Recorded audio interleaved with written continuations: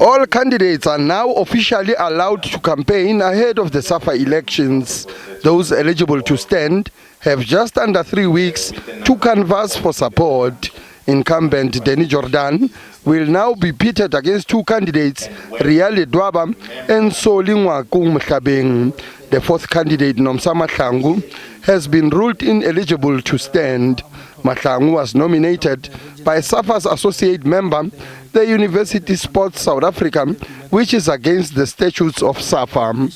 Mahlangu's nomination by USA as an associate member, you'll recall that USA is an associate member of SAFA, was basically invalid.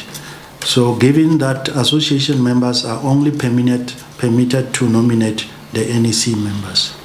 The second reason is that Ms. Mahlangu completed an acceptance form from SAFA Umzinyathi region, which was not accompanied by a nomination form.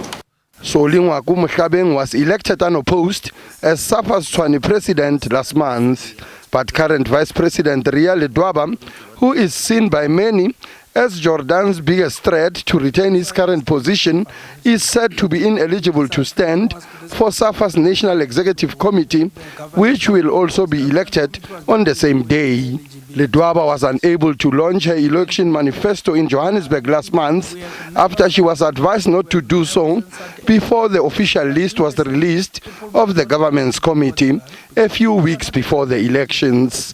The final list of those eligible to serve at provincial level was also released.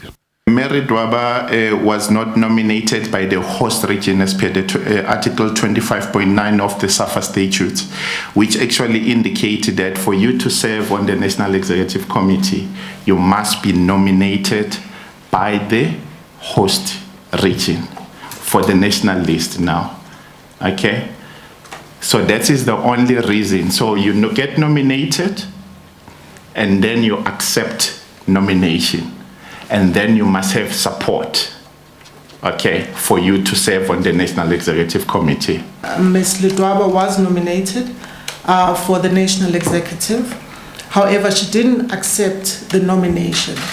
So, in addition to the fact that the article stipulates that you have to be nominated by your host region, there's also the second layer of it, that those regions that actually nominated her to serve on the national list, we didn't see the acceptance form for that nomination.